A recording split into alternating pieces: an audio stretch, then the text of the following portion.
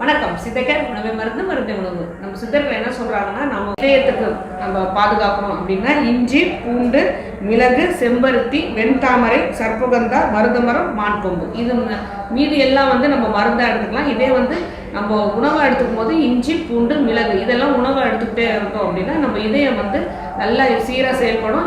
அதாவது அதில் உள்ள அடைப்புகள், இதய வலி, இருதய நோய் எதுவுமே நமக்கு வராது. அடுத்தது கல்லீரல், அதாவது லிவரை பாதுகாக்கிறதுக்கு நம்ம என்ன பண்ணலாம் அப்படின்னா, எல்லாருக்கும் தெரிஞ்ச கீழா நெல்லி, கரிசலாங்கண்ணி, ஆமணக்கு இலை, இது மூணுமே நம்ம யூஸ் பண்ணிட்டு வரணும். ஆமணக்கு இலைனாலே நம்ம விளக்கெண்ணெய் நிறைய யூஸ் பண்ண ஆரம்பிச்சிடும்.